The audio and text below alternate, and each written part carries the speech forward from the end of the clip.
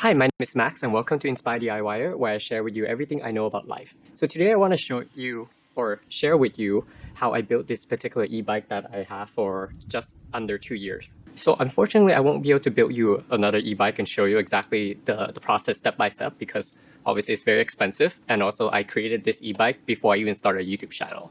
And I uploaded like a very short video right in the beginning, like very first video that I did.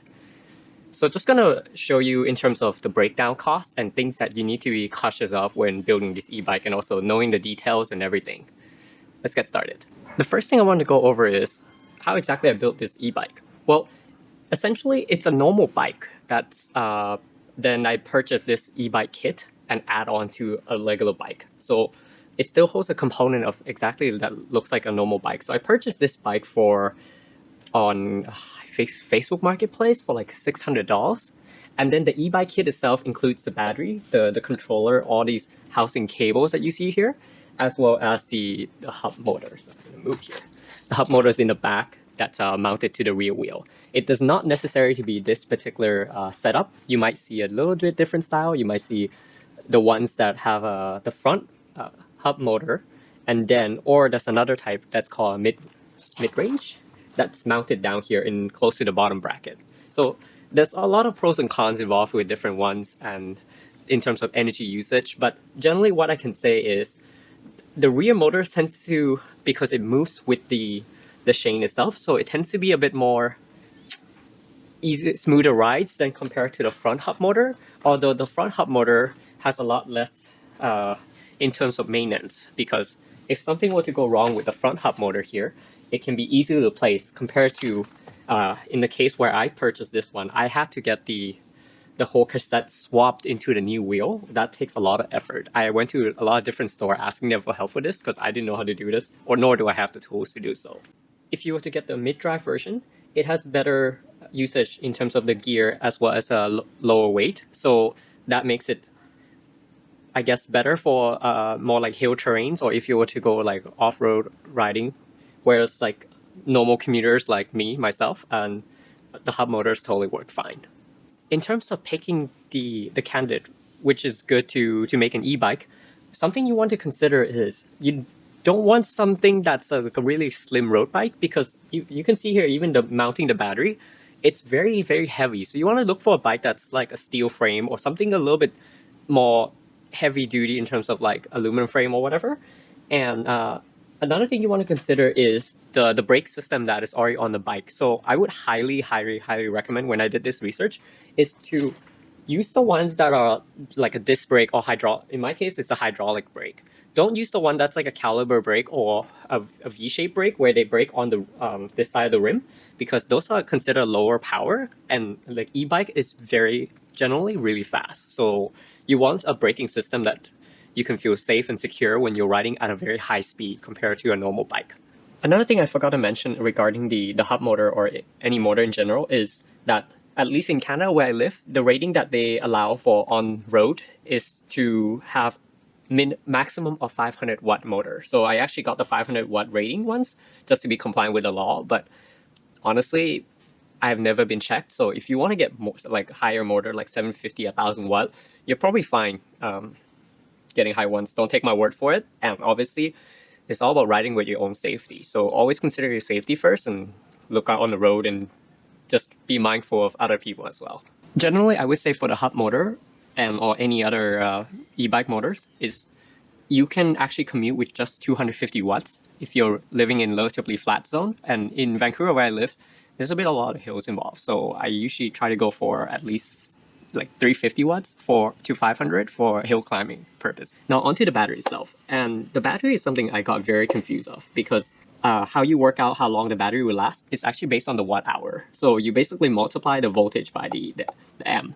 So generally speaking, the higher the number of voltage here, so I think it starts, I've seen even maybe 24 and 36 and 48, 52 and higher. So those are the number of cells in series, and the higher the voltage tends to be able to provide more output.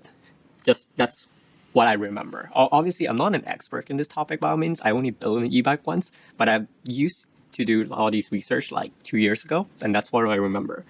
And the amount of amp is obviously, again, like I said, it really matters on the watt hours. And to see how long your battery will last, that's the most accurate depiction. That's really all I can tell you. In regards to the battery, you're probably curious by now of how long you can actually ride, like how long of a distance you can ride an e-bike.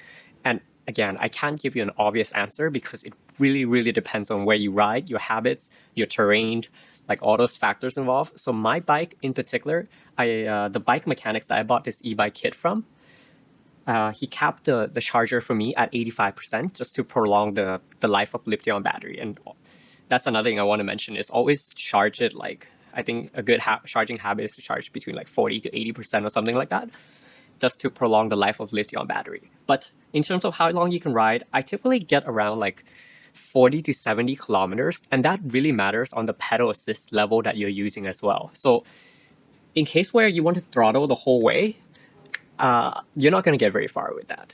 But if you're using pedal assist and you're using like just like level 1 to 2, I can ride this thing like I'm sure way beyond 70 kilometers or maybe just around 70 kilometers. I'm never actually fully tested, but again, depends on the terrains and everything. Like it's a very hard sort of to give you an accurate estimate. In regards to the bike kit itself, obviously it's going to really vary depending on where you buy them from. I bought it from a local bike mechanics that he's well known for working in the e-bike industry. And something that he told me was that there's no such thing as like real like waterproof everything, you know, like in terms of the e-bike kit, but you want to waterproof it as much as you can. So these are all waterproof connectors. I would never recommend you to get anything that's not waterproof because you're spending so much on this investment. You definitely want like at least like waterproof like cables to or connectors to run through to the controller. And another thing is you probably noticed that the battery is mounted in this very particular fashion. There's another type where you can mount it on the rear rack if you don't have any like water bottle cage like drill built into here. But always pick the bike that has a water bottle cage because you might actually need it to mount the battery without knowing. Like there's other types as well, as I mentioned, but like even installing this control was a hassle because there's no mounted, so I had to drill the holes into this, which the other bike mechanic was complaining about it. Like he said it's gonna probably break the frame off, which he might be right. I'm not too sure. I rode this for like 2 years, no problem at all. And what else can I say about this?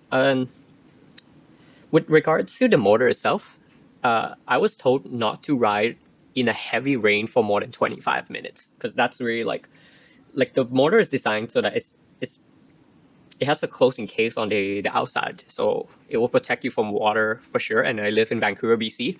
You know that it rains a lot here, so that's why I pick every component to be waterproof. One last thing I just remembered that my bike mechanics told me to get is this I forgot the name. It's like this torque arm. I think it's torque arm. I'm pretty sure. And get this like hose clamp to clamp it up, and that can be used as a support to prevent the hub motor from falling out because obviously if you're riding at such a high speed, the hub motor is very heavy like compared to like a normal bike wheel setup that you have. So this is highly recommended by the bike mechanics.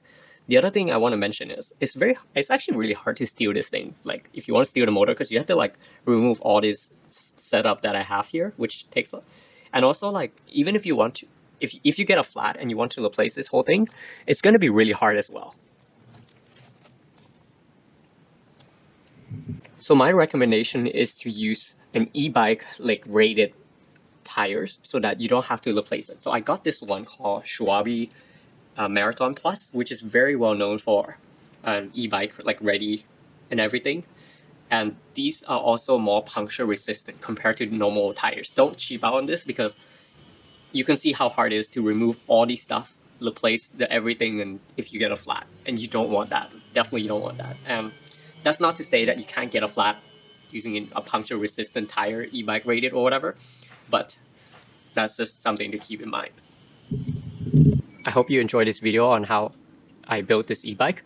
And like I said, there's a lot of complications involved in building an e-bike, but honestly, it was a really, really fun project. And I highly recommend you to look into it if you want to convert a normal bike into an e-bike.